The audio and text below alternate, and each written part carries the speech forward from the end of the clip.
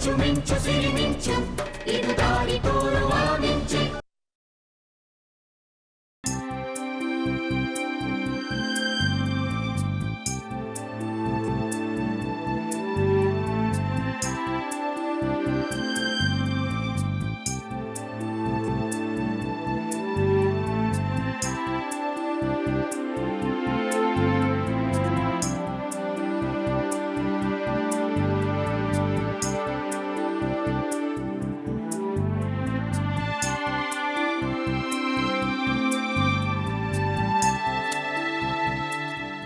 ಯುಗರ ಏನು ಮಾಡ್ತಿದ್ಯಾ? ಏನು ನಿನ್ನ ವೇಷ? ನಾನಾ ಅಡುಗೆ ಮಾಡ್ತಾ ಇದ್ದೀನಿ ಕಣೋ. ನೀನಾ? ಮನೇಲಿ ಯಾರೂ ಇಲ್ಲ, ಅಡುಗೆ ಒಂದು ಬೇರೆ ರಜಾ. ಅಪ್ಪ ಹೋಟ್ಲಿಗೆ ಫೋನ್ ಮಾಡು ಅಂತ ಹೇಳಿದ್ರು, ನಾನು ಮಾಡಲಿಲ್ಲ. ಫಾರ್ ಎ ಚೇಂಜ್ ನಾನೇ ಅಡುಗೆ ಮಾಡ್ತಾ ಇದ್ದೀನಿ. ಅಪ್ಪ ಫೋನ್ ಮಾಡು ಅಂದ್ರೆ ಸುಮ್ಮನೆ ಫೋನ್ ಮಾಡೋದು ತಾನೇ? ಮೊದಲೇ ನಿನ್ನ ಕಂಡ್ರೆ ಅವ್ರು ಗುರ್ರ ಅಂತ ಇರ್ತಾರೆ. ನೀನು ಅಡುಗೆ ಮಾಡಿ ಅದನ್ನ ಕೆಡಿಸಿ ಅವ್ರಿಗೆ ಬಡಿಸಿ ಅವ್ರಿಗೆ ಕೋಪ ಬರ್ಸಿ. ಸಾಕು ನಿಲ್ಸೋ ನಿನ್ನ ಪ್ರಾಸನ. ನನ್ನ ಅಡುಗೆ ತಿಂದು ನೋಡು, ರುಚಿ ಅಂದರೆ ಏನು ಅನ್ನೋದು ಗೊತ್ತಾಗತ್ತೆ.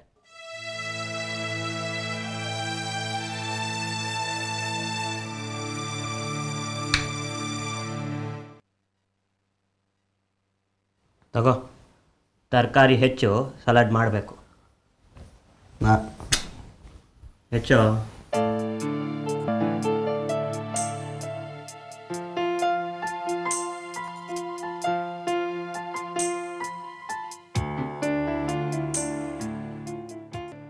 ಏನೋ ಮಾಡ್ತಾ ಇದೆಯಾ? ಹೆಚ್ಚು ಅಂದೆಲ್ಲೋ, ಹೆಚ್ಚುತ್ತಾ ಇದ್ದೀನಿ. ಲೇ, ನಾನು ಅಡುಗೆ ಮಾಡ್ತಾ ಇರೋದು ಮನುಷ್ಯರಿಗೆ, ಪ್ರಾಣಿಗಳಿಗಲ್ಲ. ಕೊಡಿಲೆ.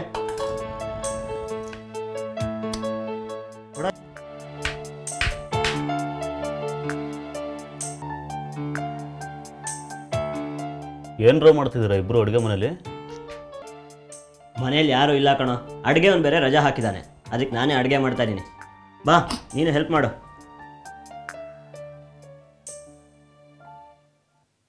ದಿವಾಕರ, ಅಪ್ಪನ ಊಟದ ಟೈಮ್. ಹ್ಞೂ ಕಣೋ, ಅದಕ್ಕೆ ಅವ್ರಿಗೆ ಇಷ್ಟವಾಗಿದ್ದ ಅಡುಗೆನೇ ಮಾಡ್ತಾ ಇರೋದು.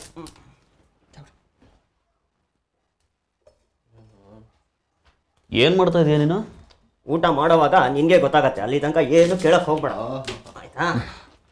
ಏ ಜಗದೀಶ, ಈ ಚಿತ್ತುಗೆ ಒಂದು ಕೆಜಾಕ್ ಬರಲ್ಲ ಕಣ, ಅದೇನು ಸಂಸಾರ ಸ್ಥಾನ ಏನೋ.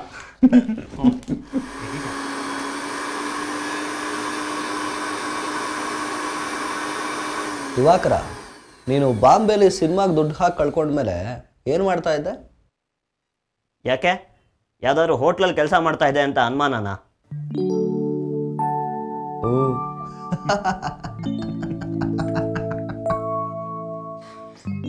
ಏನಿಲ್ಲ, ಬಾಂಬೆಲಿ ನಾನು ನನ್ನ ಫ್ರೆಂಡ್ ಇಬ್ಬರು ಒಟ್ಟಿಗೆ ಇದ್ವಲ್ಲ, ಮಾಡೋಕ್ಕೇನು ಕೆಲಸ ಇರಲಿಲ್ಲ, ಅದಕ್ಕೆ ಡೈಲಿ ಟ್ರಯಲ್ ಆ್ಯಂಡ್ ಎರರ್ ಮೆಥಡಲ್ಲಿ ಅಡುಗೆ ಮಾಡ್ತಾ ಅಡುಗೆ ಮಾಡೋದು ಕಲ್ತ್ಕೊಂಡ್ಬಿಟ್ಟೆ.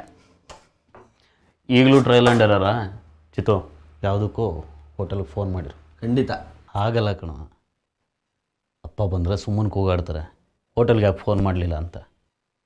ನೋಡು, ಇದನ್ನೇ ಹೋಟ್ಲಿಂದ ತಂದಿರೋದು ಅಂತ ಹೇಳಿ ಬಡಿಸ್ತೀನಿ, ಅಪ್ಪ ಆರಾಮಾಗಿ ತಿಂತಾರೆ. ಓಕೆನಾ?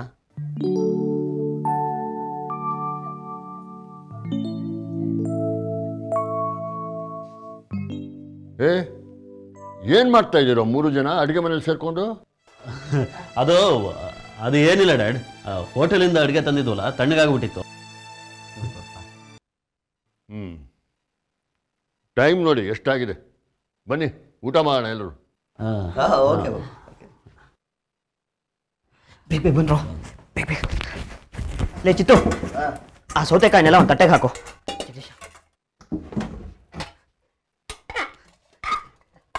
ಜಗದೀಶ, ಇದನ್ನೆಲ್ಲ ಡೈನಿಂಗ್ ಟೇಬಲ್ ನಕ್ಕಾದ್ರೂ ತಗೊಂಬ, ಅಷ್ಟಾದ್ರೂ ಹೆಲ್ಪ್ ಮಾಡು. ಓಕೆ. ಬೇಗ ಬನ್ರೋ. ಬರ. ಏನು ಕಾದಿದೆಯೋ ಏನೋ ಇವತ್ತು, ಹೇಳೋಕ್ಕಾಗಲ್ಲ ಕಣ, ಚೆನ್ನಾಗಾಗಿದ್ರು ಆಗಿರುತ್ತೆ. ಬರಪ್ಪ. ಜಗದೀಶ, ಪಾಪ ಬಂದೆ.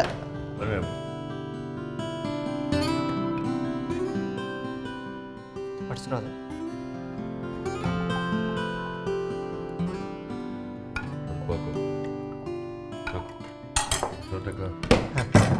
ನೀವು ಕೂತ್ಕೊಳ್ರೋ.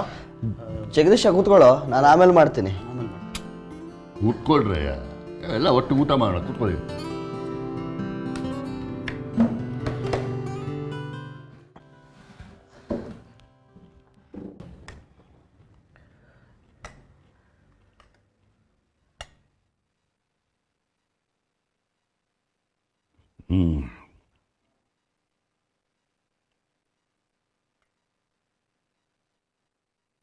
ಚಿತ್ತು, ಯಾವ ಹೋಟ್ಲಿಂದ ಊಟ ಆರ್ಡರ್ ಮಾಡಿದ್ದು? ಅದು ಪಪ್ಪ ಚಂದ್ರು ವಿಲಾಸ್ ಅಂತ ಹೊಸದಾಗಿದೆ, ಇಲ್ಲೇ ಮನೆ ಹತ್ರ. ಯಾಕೆ ಪಪ್ಪ? Very good taste.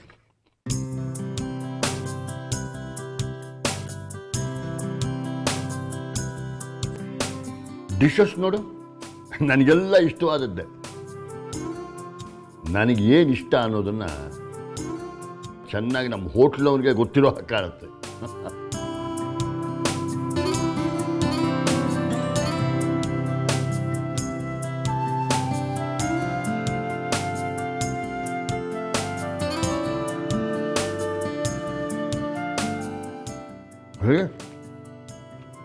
ರುಚಿನೂ ತುಂಬ ಚೆನ್ನಾಗಿದೆ. ಇನ್ಮೇಲೆ ಅಮ್ಮ ಭಟ್ಟ ಮನೇಲಿ ಇಲ್ಲದೆ ಇದ್ರೆ ಇದೇ ಹೋಟ್ಲಿಂದ ಊಟ ತರಿಸ್ಬಿಡಿ. ಡ್ಯಾಡ್, ಈ ಊಟ ಹೋಟ್ಲಿಂದ ತರಿಸಿದಲ್ಲ. ಮತ್ತೆ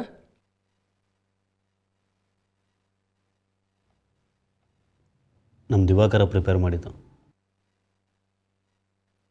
really? I can't really believe this. ಹೌದು ಪಪ್ಪ, ನೀವು ಹೋಟ್ಲಿಗೆ ಫೋನ್ ಮಾಡು ಅಂತ ಹೇಳಿದಾಗ ದಿವಾಕರ ಫೋನ್ ಮಾಡಿದೆ, ನಿಮ್ಗೆ ಇಷ್ಟವಾದ ಅಡುಗೆ ಎಲ್ಲ ಅವನೇ ಪ್ರಿಪೇರ್ ಮಾಡಿದ್ದಾನೆ.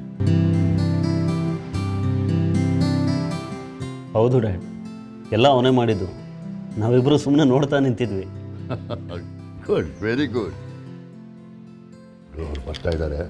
ದಿವಾಕರ ಅಡುಗೆ ಮಾಡಿದ್ದು ಅಂತ ಹೇಳೋದು ಬೇಡ ಅವ್ರಿಗೆ, ಏನು? ಬನ್ನಿ ಬನ್ನಿ. ಆಯ್ತಾ ಎಲ್ಲ ಮದುವೆ ಚೆನ್ನಾಗಿ? 12 ಗಂಟೆಗೆ ಹೊರಟಿದ್ದಕ್ಕೆ ಈಗ ಬಂದು ಸೇರಿದ್ವಿ ನೋಡಿ. ಬೆಂಗಳೂರು ತನಕ ಫಾಸ್ಟಾಗೇ ಬಂದ್ವಿ, ಆದರೆ ಈ ಟ್ರಾಫಿಕ್ಕಲ್ಲಿ ಮನೆಗೆ ಬರೋ ಅಷ್ಟರಲ್ಲಿ ಇಷ್ಟೊತ್ತಾಯಿತು. ಊಟ ಇನ್ನೂ ಆಗಿಲ್ಲ ಕಣೋ. ಕೂತ್ಕೊಳ್ಳಿ, ಮತ್ತೆ ಎಲ್ಲ ರೆಡಿಯಾಗಿದೆ. ಕೂತ್ಕೊಳ್ಳಿ. ನನಗಂತೂ ತುಂಬ ಹೊಟ್ಟೆ ಹಸಿವಾಗ್ತಾ ಇದೆ. ಬರ್ಕೊಳ್ಳಿ. ಸೌತೆಕಾಯಿ ಕೊಡ.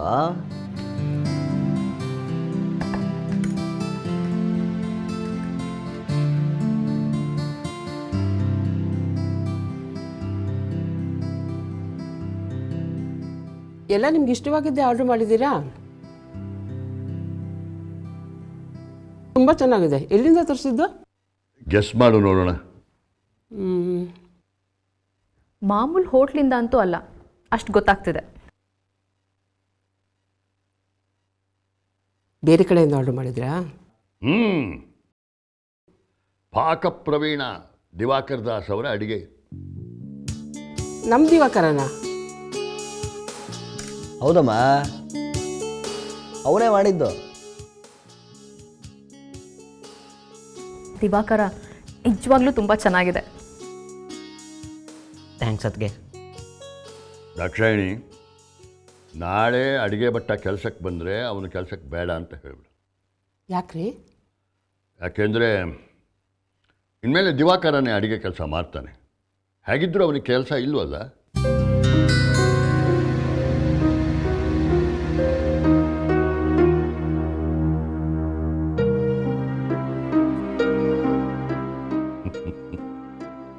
ಹೇ ದಿವಾಕರ, ತಮಾಷೆಗೆ ಹೇಳಿದೆ ಕಣೋ.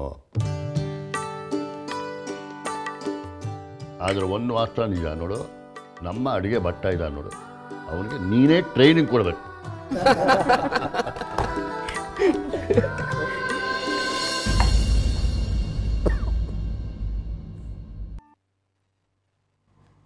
ಸಾರಿಕಾ, ಹೇಳು, ಮಾತ್ರ ತಗೋತಿಯಂತೆ.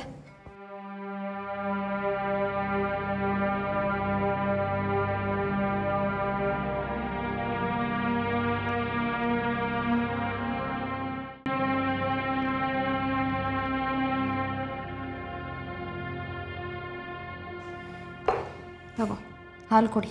ನಂಗೆ ಬೇಡ ಕಣೆ. ಟ್ಯಾಬ್ಲೆಟ್ಸ್ ತೊಗೊಂಡಿದ್ಯಾ? ಸುಸ್ತಾಗುತ್ತೆ, ಹಾಲು ಕೊಡಿ.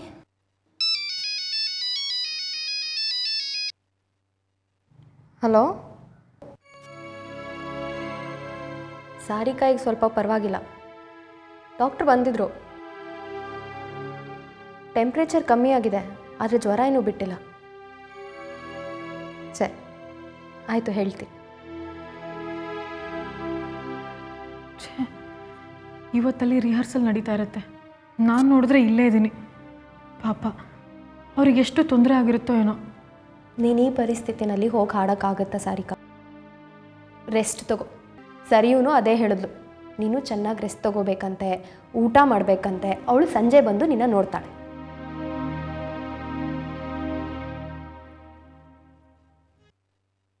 ಹಾಲು ಕುಡಿ. ಸ್ವರೂಪ ಪ್ಲೀಸ್ ಕಣೆ, ಇನ್ನೂ ಸ್ವಲ್ಪ ಹೊತ್ತು ಆದ್ಮೇಲೆ ಕುಡಿತೀನಿ. ಚಿಕ್ಕ ಮಕ್ಳ ಥರ ಹಠ ಮಾಡ್ತೀಯಮ್ಮ.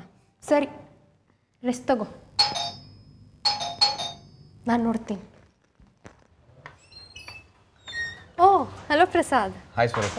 ಬನ್ನಿ ಕೂತ್ಕೊಳ್ಳಿ. ಯಾಕೆ ನಿಂತಿದ್ದೀರಾ? ಕೂತ್ಕೊಳ್ಳಿ. ಅದು ಸಾರಿಕಾಗೆ ಹುಷಾರಿಲ್ಲ ಅಂತ ಕೇಳಿದೆ. ಸಾರಿಕಾ ನೋಡೋಕೆ ಬಂದ್ರಾ? ಅದಕ್ಕೆ ಯಾಕೆ ಇಷ್ಟೊಂದು ಸಂಕೋಚ? ರೂಮ್ನಲ್ಲಿದ್ದಾಳೆ, ಬನ್ನಿ. ಸಾರಿಕಾ ನೋಡು, ಪ್ರಸಾದ್ ಬಂದಿದ್ದಾರೆ. ಪರವಾಗಿಲ್ಲ ಬಿಡಿ, ಸುಸ್ತಾಗಿರ್ಬೋದು, ಮಲಗಿರ್ಲಿ. ಪರವಾಗಿಲ್ಲ, ಹೇಳ್ಬೇಡಿ. ಏನೂ ಆಗಿಲ್ಲ ಪ್ರಸಾದ್, ಸ್ವಲ್ಪ ಜ್ವರ ಬಂದಿದೆ ಅಷ್ಟೆ. ಟೆಂಪ್ರೇಚರ್ ತುಂಬಾ ಇದೆ. ಡಾಕ್ಟರ್ ಹತ್ರ ಹೋಗೋಣ ನಡೀರಿ. ಬೇಡ, ಡಾಕ್ಟ್ರನ್ನ ಇಲ್ಲೇ ಕರೆಸ್ತೀನಿ. ಬೇಡ ಪ್ರಸಾದ್.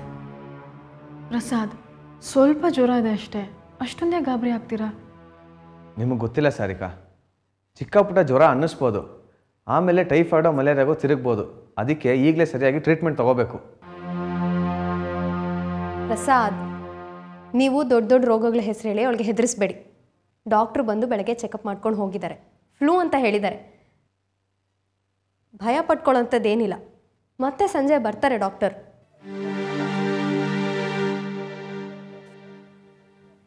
ನೀವಿಬ್ರು ಮಾತಾಡ್ತಾ ಇರಿ, ನಾ ಕಾಫಿ ತರ್ತೀನಿ.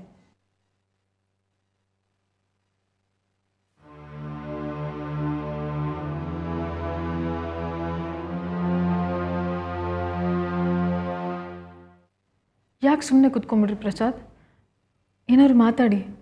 ಮಾತಾಡಿದ್ರೆ ಇನ್ನೂ ಸ್ಟ್ರೈನ್ ಆಗುತ್ತೆ. ಹಾಗೇನಿಲ್ಲ, ಬೆಳಗ್ಗೆಯಿಂದ ಇಲ್ಲೇ ಮಲಗಿ ಮಲಗಿ ಬೋರ್ ಆಗಿಬಿಡಿದೆ. ಬನ್ನಿ ಹಾಲ್ಗೆ ಹೋಗೋಣ. ಸ್ವರೂಪ ಇಲ್ಲಿಂದ ಕದಲಕ್ಕೆ ಬಿಟ್ಟಿಲ್ಲ ನನ್ನ.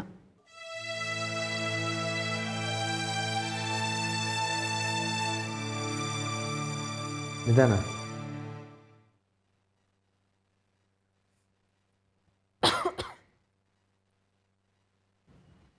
ಬನ್ನಿ ಕೂತ್ಕೊಳ್ಳಿ.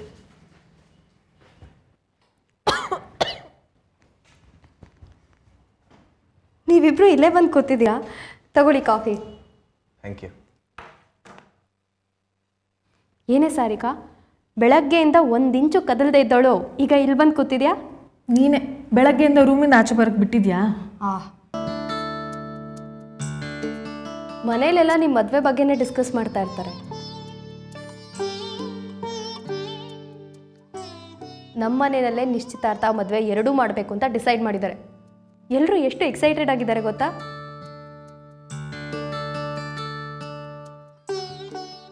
ನಮ್ಮನೆ ಮದುವೆ ನಮ್ಮನೆಯಲ್ಲೇ ಆಗಬೇಕು ಅಂತ ಅಮ್ಮ ಹೇಳಿದ್ರು.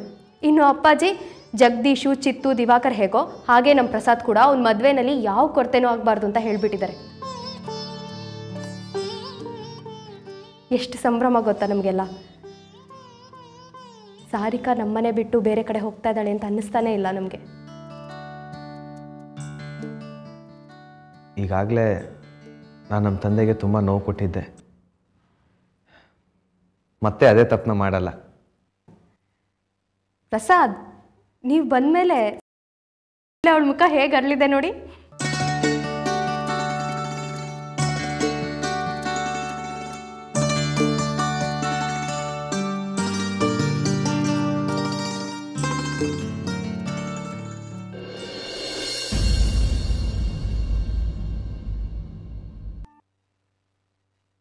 ನಾಳೆ ಸಂಜೆ ಫ್ರೀ ಇದೆಯಾ ಸರ್? ಇವು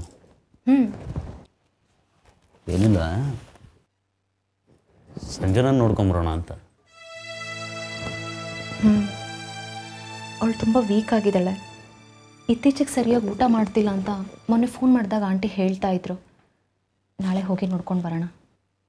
ನೋಡ್ಕೊಂಬರೋದಷ್ಟೇ ಅಲ್ಲ, ಒಂದು ಮುಖ್ಯವಾದ ವಿಚಾರ ಮಾತಾಡಬೇಕು ಸಂಜನಾ ಹತ್ರ. ಮುಖ್ಯವಾದ ವಿಚಾರನ? ಏನು ಜಗದೀಶ್? ಡಿವೋರ್ಸ್ ವಿಚಾರ. ಸಂಜನಾ ರಾಜೀವಿಂದ ಡಿವೋರ್ಸ್ಗೆ ಅಪ್ಲೈ ಮಾಡಿದಾರಲ್ಲ, ಅವರು ಅದರಲ್ಲಿ ಯಾವುದೇ ಜೀವನಾಂಶ ಕೇಳಿಲ್ಲ. ಅದಕ್ಕೆ ಈಗ ಸಂಜನಾಗೆ ರಾಜೀವ್ನಿಂದ ಅಲಿಮೋನಿ ಕ್ಲೈಮ್ ಮಾಡಿ ಅಂತ ಹೇಳಬೇಕು. ಈ ವಿಚಾರ ಈಗ ಯಾಕೆ ನಿಮ್ಮ ತಲೆಗೆ ಬಂತು? ನಿನ್ನೆ ನಮ್ಮ ಲಾಯರ್ ದೀಕ್ಷಿತ್ ಅವ್ರ ಆಫೀಸ್ಗೆ ಹೋಗಿದ್ದೆ. ರಾಜೀವ್ನ ಅಪರಾಧಿ ಸ್ಥಾನದಲ್ಲಿ ನಿಲ್ಲಿಸೋಕೆ ಬೇರೆ ಬೇರೆ ದಾರಿಗಳಲ್ಲಿ ಪ್ರಯತ್ನ ಪಡ್ತಾ ಇದ್ವಿ. ರಾಜೀವ ಕೋಟಿಗಟ್ಟಲೆ ಹಣ ತಗೊಂಡು ಯಾವುದೋ ಫಾರಿನ್ ಬ್ಯಾಂಕ್ನಲ್ಲಿಟ್ಟಿದ್ದಾನೆ. ಈಗ ಸಂಜನಾ ಅಲಿಮೋನಿ ಕ್ಲೈಮ್ ಮಾಡೋದ್ರಿಂದ ಅಷ್ಟು ಹಣ ರಾಜೀವ್ ಕೈ ಸೇರೋದನ್ನು ತಪ್ಪಿಸ್ಬೋದು. ಆದರೆ ಜಗದೀಶ್, ಇದು ಸ್ವಾರ್ಥ ಅಲ್ವಾ? ಸ್ವಾರ್ಥನ? ಏಕೆ? ರಾಜೀವ್ಗೆ ಶಿಕ್ಷೆ ಕೊಡಿಸ್ಬೇಕು ಅನ್ನೋ ನಮ್ಮ ಉದ್ದೇಶ ಸಾಧನೆಗೋಸ್ಕರ ಸಂಜನಾ ಇಂಥ ಪರಿಸ್ಥಿತಿನಲ್ಲಿರುವಾಗ ನನಗೂ ಕಾಳಜಿ ಇದೆ ಸರ್. ಇವು ಅದಕ್ಕೆಲ್ಲ ಏನು ತೊಂದರೆ ಆಗದೆ ಇರೋ ಹಾಗೆ ನೋಡ್ಕೊಳ್ಳೋಣ. ಇದು ಖಂಡಿತ ಸ್ವಾರ್ಥ ಅಲ್ಲ. ರಾಜೀವಿಂದ ತೊಂದರೆಗೊಳಗಾಗಿರೋದು ನಾವು ಮಾತ್ರ ಅಲ್ಲ, ಅವ್ರ ಪರ್ಸ್ನಲ್ ಬದುಕು, ಅವ್ರ ಬಿಸ್ನೆಸ್ಸು ಎಲ್ಲನೂ ನಾಶ ಮಾಡಿದ್ದಾನೆ ರಾಜೀವ. ಅವನು ಬಚ್ಚಿಟ್ಟಿರೋ ಹಣದಲ್ಲಿ ನಮ್ದಷ್ಟೇ ಅಲ್ಲ, ಸಂಜನಾ ಹಣ ಕೂಡ ಇದೆ. ಅದನ್ನೆಲ್ಲ ಹಾಗೆ ಬಿಟ್ಬಿಡುವಂತೀಯ? ಹಣ ಬಂದರೆ ಸಂಜನಾಗೆ ಆಗುತ್ತೆ, ನಾಳೆ ಅವ್ರ ಮಗು ಭವಿಷ್ಯ ರೂಪಿಸೋಕೆ ಸಹಾಯ ಆಗುತ್ತೆ. ಅಲ್ಲ ಜಗದೀಶ್, ಸಂಜನಾನೇ ಆ ಹಣ ಬೇಡ ಅಂತ ತಿರಸ್ಕರಿಸಿರುವಾಗ ನಾವ್ಯಾಕೆ ಬಲವಂತ ಮಾಡಬೇಕು? ಈಗ ನಾವು ಸಣ್ಣ ಪುಟ್ಟದಕ್ಕೆಲ್ಲ ಇದನ್ನು ಮಾಡಿದ್ರೆ ಯಾರಿಗೆ ತೊಂದರೆ ಆಗುತ್ತೋ, ಇದನ್ನು ಮಾಡಿದ್ರೆ ಯಾರಿಗೆ ಬೇಜಾರಾಗುತ್ತೋ ಅಂತ ಲೆಕ್ಕ ಹಾಕೊಂಡು ಕೂತಿದ್ದಕ್ಕೆ ರಾಜೀವ ಇವತ್ತು ಈ ಮಟ್ಟಕ್ಕೆ ಬೆಳೆದು ನಿಂತಿರೋದು. ನೋಡು ಸರ್, ಇವು ರಾಜೀವ್ ವಿರುದ್ಧ ನಾವು ಗೆಲ್ಲಬೇಕು ಅಂದರೆ ಈಗ ಇಂಥ ಸಣ್ಣ ಪುಟ್ಟ ತೊಂದರೆಗಳನ್ನ ಅನುಭವಿಸಲೇಬೇಕಾಗತ್ತೆ. ಇಲ್ದಿದ್ರೆ ಮುಂದೆ ದೊಡ್ಡ ಅಪಾಯ ಎದುರಿಸ್ಬೇಕಾಗತ್ತೆ. ಆದರೆ ಅಷ್ಟು ತೊಂದರೆ ಅನುಭವಿಸ್ತೇ ಹೋದರೆ ಮುಂದೆ ಸಂಜನಾ ಮತ್ತು ಅವಳ ಮಗು ಎಲ್ಲ ಇದ್ದು ಏನು ಇಲ್ಲದೆ ಇರೋರ ಥರ ಬದುಕಬೇಕಾಗತ್ತೆ. ಇನ್ಯಾರನ್ನೂ ಅವಲಂಬಿಸ್ಕೊಂಡು ಬದುಕಬೇಕಾಗತ್ತೆ. ಆ ಕಡೆ ರಾಜೀವ ನಮ್ಮ ಹಣ, ಸಂಜನಾಳ ಕೋಟ್ಯಾಂತರ ರೂಪಾಯಿ ಹಣನ ಸ್ವಚ್ಛಂದವಾಗಿ ಅನುಭವಿಸ್ತಾನೆ.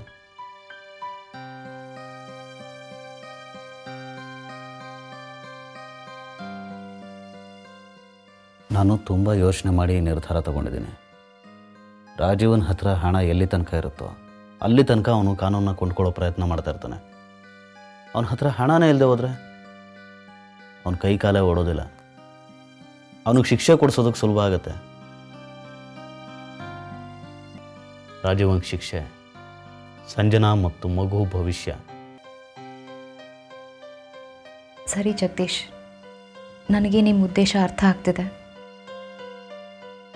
ಆದರೆ ಸಂಜನಾ ಇದಕ್ಕೆ ಒಪ್ತಾರೋ ಇಲ್ವೋ? ಇರೋ ವಿಚಾರ ಹೇಳೋಣ, ನಿರ್ಧಾರ ಅವರೇ ಮಾಡಲಿ, ನಾವು ಬಲವಂತ ಮಾಡೋದು ಬೇಡ.